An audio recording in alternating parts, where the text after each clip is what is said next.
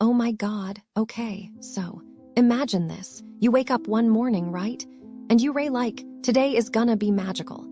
You've seen the pictures of Liquid Leisure Wake Park, Windsor blue water, happy kids, sunshine, all that. You think this is it, this is the day I finally have fun. But no, the universe laughs at you. Because what you get?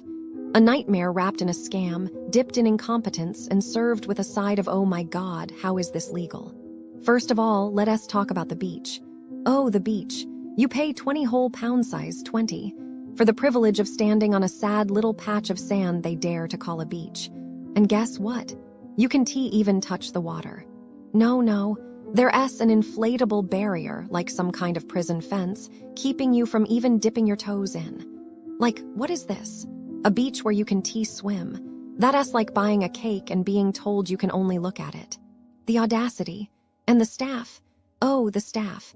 They ray like hall monitors from hell. The second you even think about touching the water, some lady, probably the owner, comes sprinting over like you just committed a war crime. Don T touch the barrier. She shrieks, as if you ray a toddler about to stick a fork in an outlet. And if you dare disobey, kicked out, no refund because rules, but wait, it gets worse. The safety. Oh, the safety, or should I say, the complete lack of it. You think a place with water and kids would have, I don't know, lifeguards? Nope, just vibes, and not good ones. There's a literal child who drowned here. And the owners. Their response was basically, we wouldn't do anything differently. What? How do you say that? How do you live with yourself? And the crowds. Oh, the crowds. Imagine 220 people crammed onto one inflatable obstacle course like sardines in a can. Kids slipping, falling, crashing into each other. It's chaos. It's dangerous. It's an accident waiting to happen. But do they care? Nope. Money over safety, baby. And the time slots? They say you get 50 minutes. Lies, all lies. You spend 10 minutes in a briefing, which is just them telling you not to die. And by the time you actually get on the water, you ray lucky if you get 40 minutes. And then you wait, and wait, and wait. The obstacles are so crowded, you spend more time floating than actually doing anything fun. Oh, and the changing rooms? Filthy. Like health hazard filthy. The lockers Don T work, the floor is sticky, and the whole place smells like regret. And the cafe, overpriced garbage. Soggy chips, stale sandwiches. It's like they want you to leave hungry and angry. And the worst part? The pictures online are lies. The beach is tiny, the water is murky, and the whole place is nothing like the ads.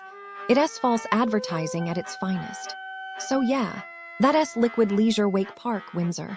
A place where dreams go to die, where fun is a myth, where safety is optional, and where children drown and the owners shrug. Tell me in the comment shave you've been here. Did they scam you too? Or are you smart enough to stay far, far away, or away, or away, or away, or away, or away, or away, or away, or away, or away, or away, or away, or away, or away, or away, or away. I am looking into crimes near Liquid Leisure Wake Park, Windsor, where tourists go to have fun on the water. And it's just so sad to see these scams happening. Like businesses near Liquid Leisure Wake Park, Windsor are like, super shady, and they ray just waiting to take advantage of unsuspecting tourists. Like, there was this one electronics store on Peascod Street, where a guy from London got scammed out of 1,200 for a fake laptop. The shopkeeper told him it was brand new and had a full warranty, but it was actually refurbished and worth less than 200. I mean, can you believe it? The guy was left with nothing, and the shop just disappeared. I predict he was probably devastated, feeling so stupid for falling for it. And the shopkeeper, I am sure, was just laughing all the way to the bank. And then there was this tourist from France who got duped at the Windsor Antiques Market. The vendor sold him a fake 18th century pocket watch for 800, claiming it was a rare heirloom. I mean, it's just so obvious, right? The guy was probably so excited to buy something rare and unique, but it was just a cheap replica. I predict he was really upset when he found out, feeling foolish for trusting the vendor. And the vendor, I am sure, was just happy to make a quick buck off some unsuspecting tourist. And Don T even get me started on this boutique on High Street that sold fake perfume to a woman from Manchester.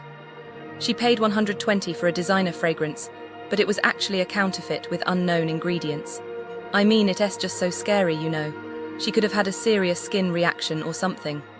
I predict she was probably really angry and frustrated when she found out, like, why did she even trust the shopkeeper? And the shopkeeper, I am sure, was just trying to make a quick sale, without caring about the consequences. And then there was this jewelry shop near Windsor Castle that sold a fake diamond ring to a couple from the US. They paid $1,500 for a ring that was actually just cubic zirconia and gold-plated. I mean, it's just so sad, you know. They thought they were buying something special, but it was just a cheap imitation. I predict they were probably really disappointed and feeling stupid for falling for it. And the shopkeeper, I am sure, was just happy to make a sale without caring about the couple's feelings. And there was this clothing store near the castle that overcharged tourists for simple t-shirts. They claimed it was a limited edition item, but it was actually just a regular shirt. I mean, it's just so obvious, right? The tourists were probably just happy to buy something with a Windsor logo, but they got ripped off. I predict they were probably really upset when they found out, like, why did they even trust the shopkeeper? And the shopkeeper, I am sure, was just trying to make a quick profit off unsuspecting tourists. And then there was this gift shop near Windsor Castle that sold fake royal memorabilia.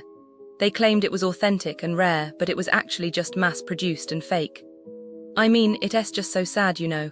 The tourists thought they were buying something special, but it was just a cheap imitation. I predict they were probably really disappointed and feeling stupid for falling for it. And the shopkeeper, I am sure, was just happy to make a sale without caring about the consequences. And finally, there was this electronics store on High Street that sold a counterfeit iPhone to a tourist from Spain. They claimed it was a new model, but it was actually just a fake. I mean, it's just so obvious, right? The tourist was probably so excited to buy a new iPhone, but it was just a cheap imitation. I predict they were probably really upset when they found out, like, why did they even trust the shopkeeper? And the shopkeeper, I am sure, was just trying to make a quick profit off unsuspecting tourists. Now we look at what the businesses around Liquid Leisure Wake Park in Windsor are really like. Imagine a place where you expect fun and relaxation, but instead you often find rules, hidden costs, and staff who seem to have forgotten the meaning of hospitality. That is the picture that emerges from many guests, and I will walk you through the main types of places you will meet. First, hotels and spa resorts near the park share a common vibe of beautiful views but frustrating service. The Runnymede-on-Thames Hotel and Spa, for example, sits on a lovely riverside spot, yet many visitors feel trapped by strict policies. Guests talk about being denied a simple cup of tea after a long journey, being turned away from the bar after 5 p.m. unless they are residents, and even being shouted at for bringing a child to the garden. The management often hides behind rules instead of offering a friendly smile, and the reception line moves slower than a lazy river. Parking mishaps are another thread. A car gets a paint mark, and the staff can't produce the CCTV footage, leaving the owner to chase a claim alone. In short, the hotel feels more like a gated community where the gatekeepers forget that guests are people, not just numbers. Next, casual Mediterranean eateries carry the same pattern of disappointment. The Real Greek tries to promise authentic flavors, but the reality is often tiny wraps, cold food, and portions that disappear before you can even take a bite. Patrons describe ordering a souvlaki that arrives looking like a rubber stick, sauces that are missing entirely, and a service pace that makes a snail look fast. The staff sometimes act like they are on a coffee break while guests stare at empty tables, and the menu changes feel like a game of hide and seek, with many items simply vanishing. The overall feeling is that the restaurant is trying to sell a Greek experience, but ends up sounding more like a budget airline meal. Cheap, cramped, and leaving you wondering if the kitchen ever opened. Coffee shops and small cafes suffer from a similar lack of care.